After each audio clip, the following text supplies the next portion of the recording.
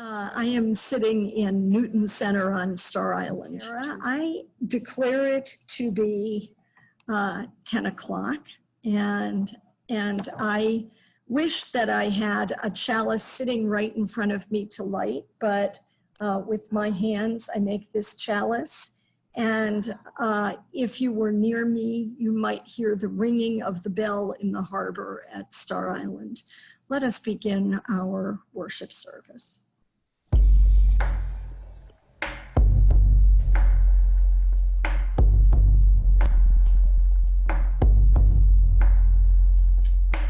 I believe in being ready. I believe in being ready. I believe in being ready, for the time is drawing near. Brothers, sisters, please get ready. Brothers, sisters, please get ready. Brothers, sisters, please get ready, for the time is drawing near. Oh, there'll be signs and wonders. Oh, there'll be signs and wonders. Oh, there'll be signs and wonders, for the time is drawing near. We'll turn around and just start over. We'll turn around and just start over. We'll turn around and just start over, for the time is drawing near. I believe in being ready. I believe in being ready. I believe in being ready, for the time is drawing near. I believe in being ready. I believe in being ready. I believe in being ready, for the time is drawing near. For the time is drawing near. For the time is drawing near. Our opening words this morning are from the book of Revelation, chapter 4, verse 1. I looked, and there in heaven a door stood open. And the first voice, which I had heard speaking to me like a trumpet, said, "Come up here, and I will show you what must take place after this." Thank you, Sarah.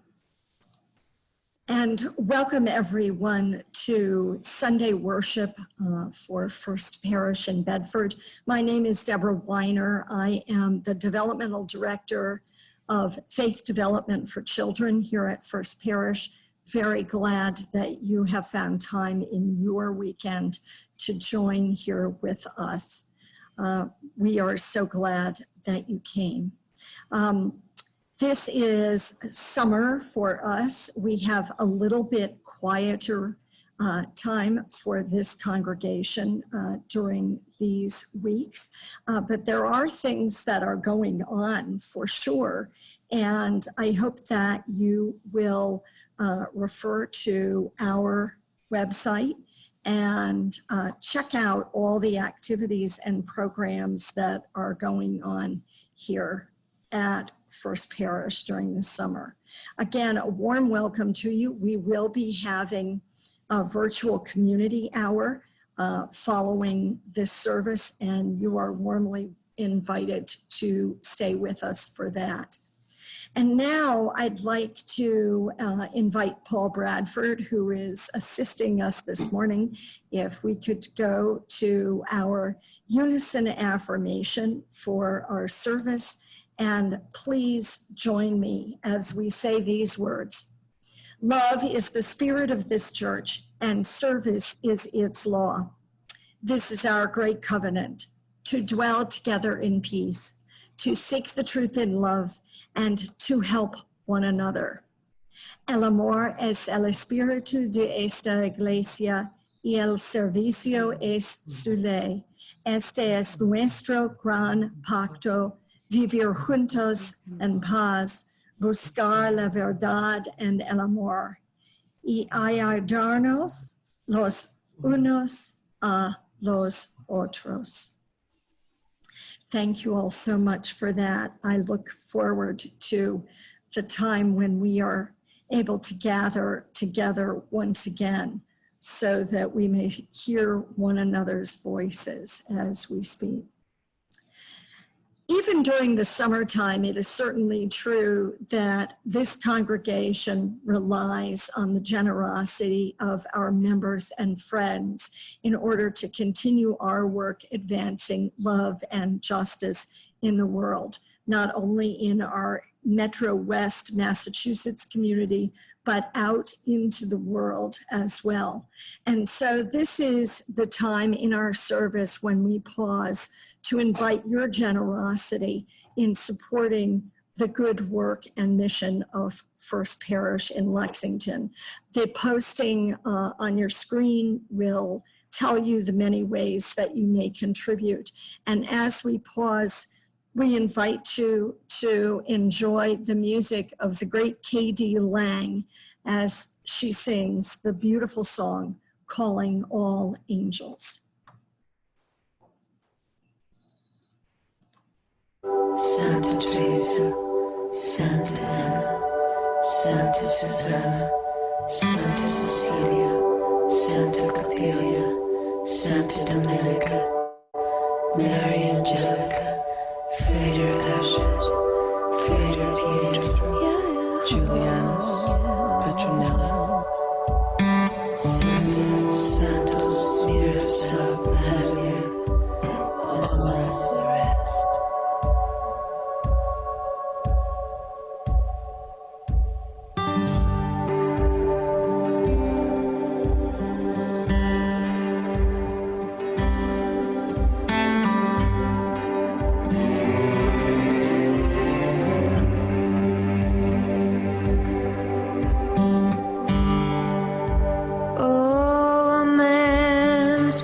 Upon the steps and a baby cries. High above you can hear the church bells start to ring. And as the heaviness, oh the heaviness, the body settles in, somewhere you can hear a mother sing. Then it's one foot, then the other, as you step out on the road. Step out on the road. How much weight? How much? Then it's how long and how far and how many times. Oh, before it's too late. Call all angels. Call all angels. Walk me through this while. Don't leave me alone. Call all angels. Call all angels. We're trying, we're hoping, but we're not sure how.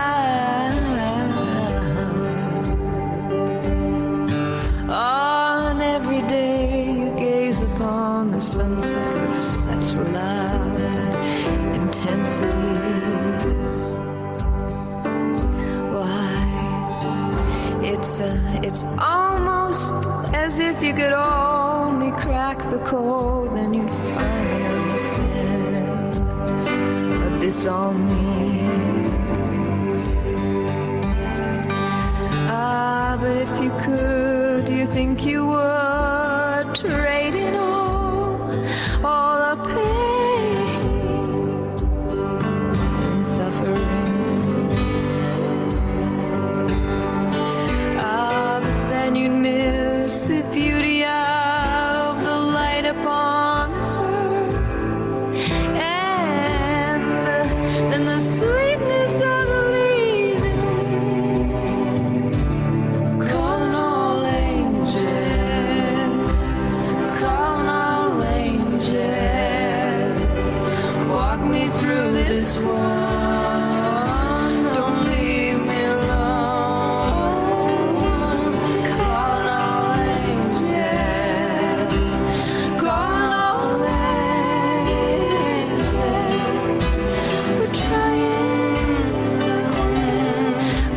we're not sure.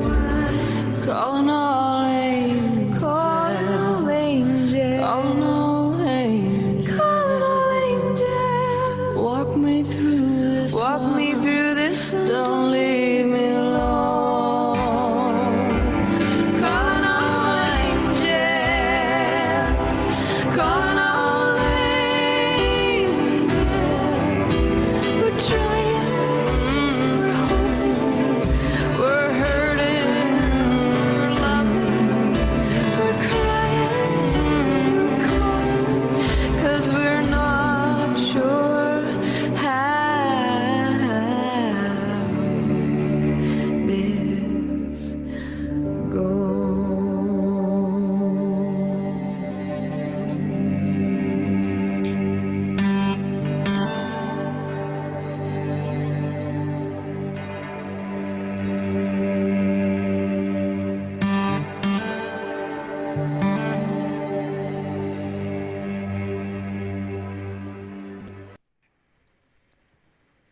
Yes, at this time, we are going to watch a brief video for reflection. This is a clip of Martin Luther King Jr.'s 1965 speech, popularly known as Our God is Marching On. He gave this speech in Montgomery at the end of the March on Montgomery, which followed just days after the infamous crossing of the Edmund Pettus Bridge, which in which the world witnessed the violence that was that the African American community was and still to this day experiences. Our homes will not dissuade us. Yes, sir. The beating and killing of our clergymen and young people will not divert us. Yes, sir. The wanton release of their known murderers will not discourage us. We're on the move now. Yes, sir. Like an idea whose time has come. Yes, sir. Not even the marching of mighty armies can halt us. Yes, sir. We're moving to the land of freedom. Yes, sir. I know you're asking today, how long will it take? Somebody's asking, how long will prejudice blind the visions of men? I come to say to you this afternoon, however difficult the moment, yes, sir, however frustrating the hour, it will not be long, because truth crushed earth will rise again. Yes, sir. How long? Not long. Yes, sir. Because no lie can live forever. Yes, sir. How long? Not long. How long? Because you shall reap what you sow. Yes, sir. How long? Not long. How long? Truth forever on the scaffold, wrong forever on the throne. Yet that scaffold sways the future.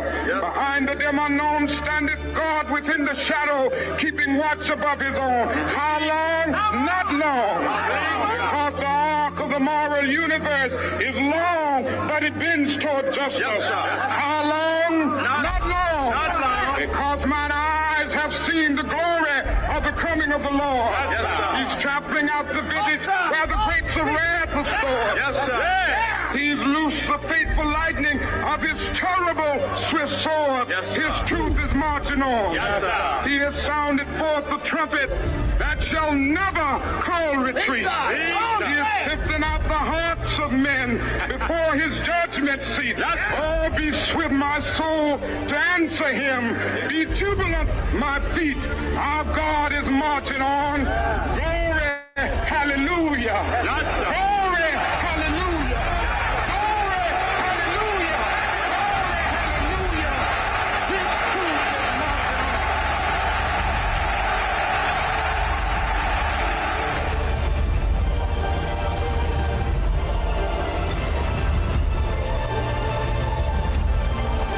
on. And now a reading, the paraphrase from Revelation 21 and 22.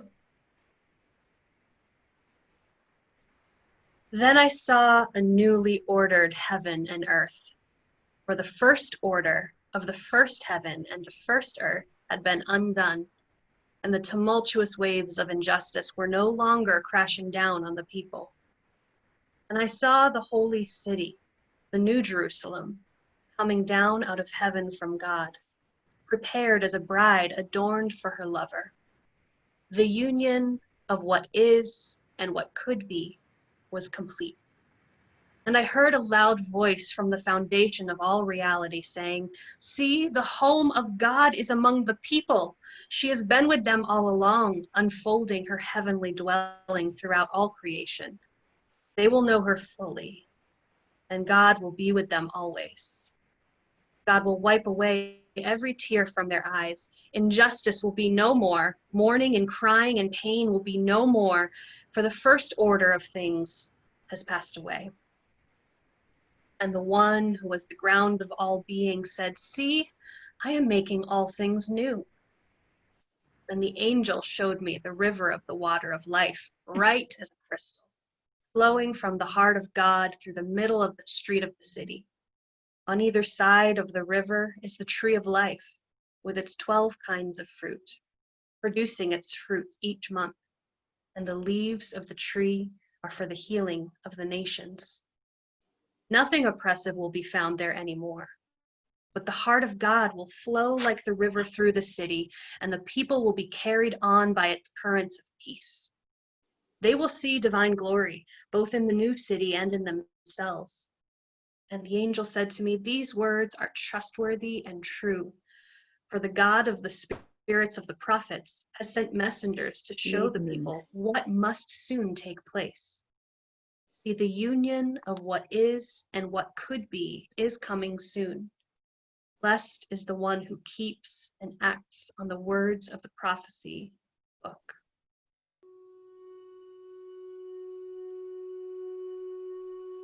Bright morning stars are rising.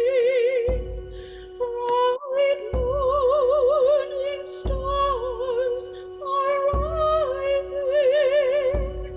Bright morning stars are rising. Day is breaking in my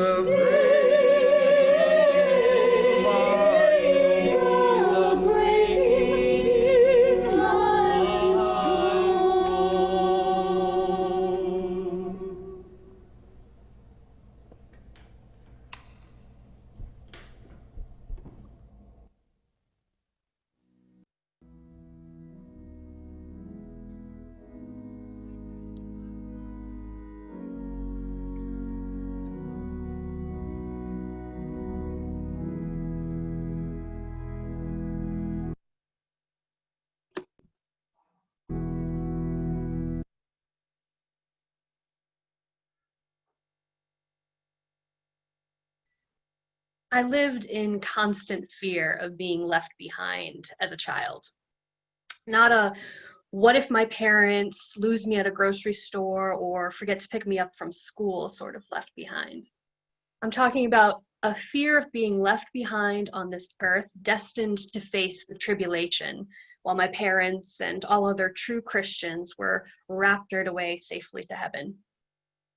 On more than one occasion, growing up, I woke up to what seemed to be an empty house. I would race from room to room trying to find my parents, who inevitably were getting something from the basement or out in the garden. But for those few minutes of uncertainty, I was terrified that the end of the world had come and that I had missed the train out of here. I grew up in a very end times oriented, apocalypse happy faith tradition that taught that any minute Jesus was going to rapture or gather up all Christians to heaven, at which point the book of Revelation would come to life on earth, complete with horsemen, human-eating locusts, seven-headed beasts, and so on. I know the trauma and the abuse inflicted through this ancient biblical text is real.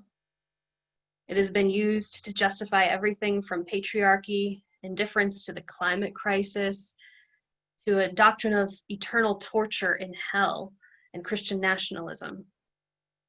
I understand for many this is not an ancient text they have any interest in exploring. But for me, the events of the past several months have repeatedly called me back to this book that somehow, after all of my deconstruction, I still hold sacred.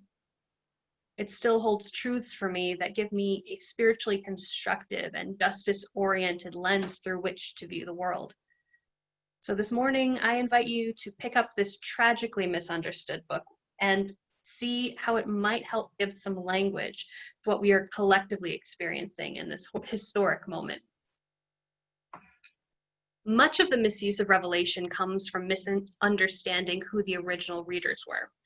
The book of Revelation is actually an ancient letter written to scattered Christian communities living under Roman imperialism. The book opens by addressing 7 such communities or churches made up of refugees that had fled violence in their homeland. An anti-imperialist resistance movement in Palestine had just been squashed by the Romans in 70 CE. The temple in Jerusalem, the one that had been rebuilt after the Babylonian exile, had been utterly destroyed yet again, along with their ability to safely remain on their own land. Once again, the Jewish people, of which the new Jesus movement was still a part, had to adapt their faith in light of not having their sanctuary, their spiritual home, or any of their historic rituals that had grounded them as a community. In search of a safe new home, these Middle Eastern refugees found themselves in a foreign land that was hostile toward their faith and ruled by an oppressive dictator with a god complex. The dominant faith of the Roman Empire was the imperial cult, which centered on the worship of the emperor. Being a good and faithful citizen of Rome meant declaring Caesar as Lord and offering religious sacrifices in his name. Christians unwilling to do so were considered traitors to Rome and faced imprisonment or even state-sponsored murder for not falling in line. Local governmental officials looking to gain favor with the emperor would ramp up persecutions in their districts in an effort to root out any dissent. Meanwhile, corruption and political infighting plagued the capital, and natural disasters plagued the empire. The earth quaked, Rome burned, Vesuvius erupted, the economy collapsed, famine spread. One thing right after another. It must have felt like the end of the world. In the midst of all of this, a man named John wrote an apocalypse, the first word of the book and the first opportunity for modern readers to misunderstand what's going on. We hear the word apocalypse and we imagine world-ending catastrophes like the book will go on to describe. But this word, literally in Greek, uncovering or unveiling, is not meant to describe the events themselves, but what those events do. It's why the book is named Revelation. Through these earth-shattering events, something is being revealed. As we see in the book of Revelation and in our current moment, an apocalypse is the unveiling of what is. The text describes a series of prophetic visions that expose patterns at work in John's world that are causing destruction and oppression. These visions are not predictive. It doesn't have to be this way. They're actually a visionary critique of what already is, as theologian Catherine Keller argues.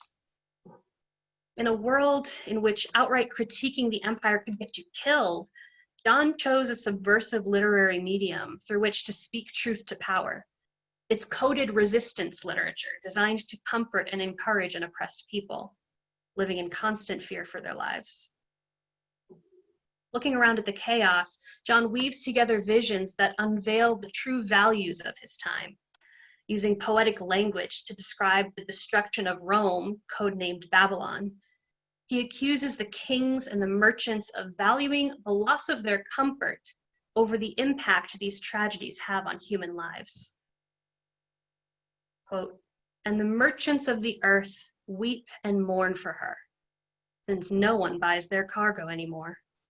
Cargo of gold, silver, jewels, and pearls, fine linen, purple, silk, and scarlet, all kinds of scented wood, all articles of ivory, all articles of costly wood, bronze, iron, and marble, cinnamon, spice, incense, myrrh, frankincense, wine, olive oil, choice flour and wheat, cattle and sheep, horses and chariots, slaves, and human lives. When the house is on fire, what do you rush to save? Restaurants and bars, or our children and our elders? Systems that benefit the few or those who are most vulnerable? Property and statues, or Black lives? In addition to unveiling the values of Rome, John's Apocalypse unveils the interwovenness of the oppressions and tragedies that have unfolded. In chapter 6, we find the famous Four Horsemen passage, quote, "I looked, and there was a white horse. Its rider had a bow. A crown was given to him, and he came out conquering and to conquer. And out came another horse, bright red. Its rider was permitted to take peace from the earth, so that people would slaughter one another, and he was given a great sword. I looked, and there was a black horse. Its rider held a pair of scales in his hand, and I heard what seemed to be a voice in the midst of the four creatures saying, 'A quart of wheat for a day's pay, and 3 quarts of barley for a day's pay, but do not damage the oil and the wine.' I looked, and there was a pale green horse. Its rider's name was Death, and Hades followed with him. They were given authority over 1/4 of the earth to kill with sword, famine, and pestilence by the wild animals of the earth." Power-hungry authoritarian conquest, war, economic exploitation, pestilence. In John's vision, these evils and tragedies are all intertwined. The four horsemen work together to ravage the earth. Imagine a world with a system that produces enormous wealth gaps between those doing essential work and those who reap the benefits of that work. Now imagine if those wealth gaps largely followed racial lines because of a history of chattel slavery, black codes, Jim Crow, redlining, a war on drugs, and so on. Imagine a city where there are more empty luxury apartments owned by the rich than there are unhoused people, and yet the housing crisis is allowed to continue.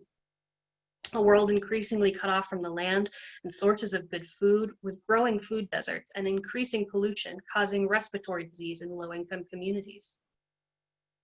Just imagine. How might the sudden spread of a powerful pestilence impact different communities within that world? What might that pestilence reveal about what was already wrong and how all of these problems intersect with one another? Being confronted and bearing witness to these truths can be overwhelming and painful. We may want to close the book at this point and say, that's enough of that. I can't bear to read anymore. But as any good psychoanalyst or apocalyptic author knows, things have to be unveiled and exposed before they can be dealt with. John doesn't leave us to surrender to hopelessness because an apocalypse moves us through the unveiling of what is to the unveiling of what could be. As we heard from our adapted reading of Revelation 21 and 22, the fall of Babylon opens the opportunity for a new city to be reconstructed from the ashes. The visionary critique is followed by a new imagination that Keller calls a vision of a rehydrated world of social justice and environmental health, and a vision of comfort for all who suffer unfairly. A world where tears are wiped from our eyes, where all are nourished, have access to justly stewarded land and health and equality and hope. A world founded on a truth whose time has come. As Keller goes on to say, I do not read here any guarantee, just an undying outer edge of prophetic hope. It is a hope in the dark, and it works to twist catastrophe into catalyst. Our current moment has unveiled our values and the intersecting injustices that have lived for generations, but it has also unveiled what is possible. It has shown us definitively that entire societies can adopt new policies and new behaviors almost overnight. This crisis has unveiled that we are capable of change. We can do something about the climate crisis and racial injustice if we just have the conviction and the persistence to do so. We can do big things. It doesn't have to be this way. But as Angela Davis has said, you have to act as if it were possibly to radically transform the world, and you have to do it all the time. Just as this crisis has unveiled the interwovenness of our pain, it has also shown us the power of our interwoven struggles for justice. Collaboration and solidarity are possible across racial, economic, gender, and religious divides. We can and we must work together because that which impacts you also impacts me. The myth of personal independence has once again been exposed by the reality of our collective interdependence. We need each other. And so I am not free until everyone is free. And this is the power of applying an apocalyptic metaphorical lens to the unfolding of these events. It prompts us to ask, what truths are being uncovered by these shocking and tragic circumstances? It's an invitation to take a peek behind the curtain and get a glimpse at what has always been there, but what we have until now been unable or unwilling to perceive. And it prompts us to ask with Martin Luther King, with the oppressed of this ancient text and the oppressed of today, how long? How long? Apocalyptic events have unfolded in such a way that we cannot take refuge in our normal daily rhythms. All we have is the urgent now. How many of us have said something like, time has no meaning anymore over the last 4 months?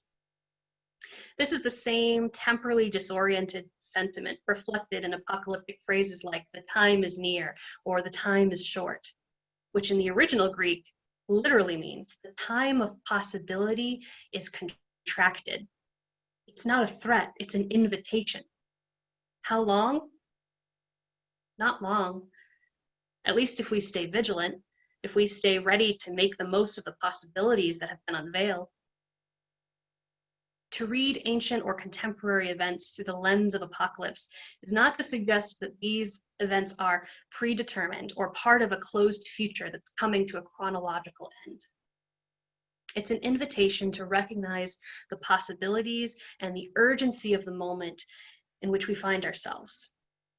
It's Martin Luther King saying, I've been to the mountaintop and I've seen the promised land. It's an open door and a voice saying, come up here. And I will show you what must take place after this. What must take place after this? And are we ready to do the work that will bring it to pass? May it be so. And as we close this service, may we be full of the spirit of justice that causes us to commit to this vision of bringing what is and what could be together. Go in grace and peace. May they be yours now and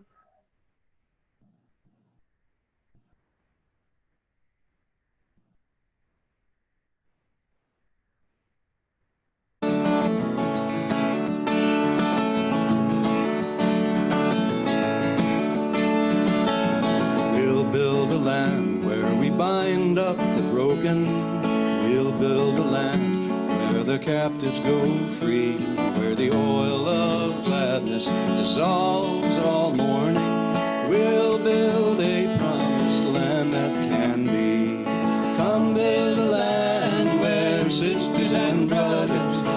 filled with the Spirit, may then create peace, where justice shall roll down like waters, and peace like an ever-flowing stream.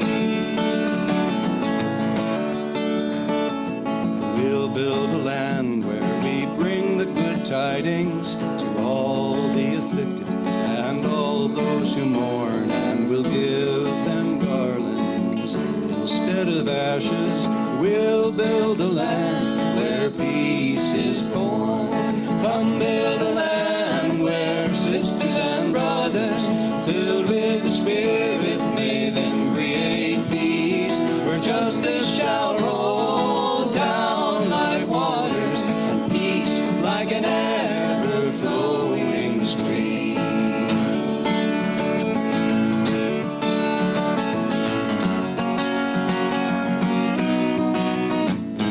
We'll build a land where the forests are fertile, where the water and wind run clean and clear, and community matters more than possessions. Come share this land, let's build it right here. Come build a land where sisters and brothers, filled with the Spirit, may then create peace, where justice shall roll down like waters, and peace like an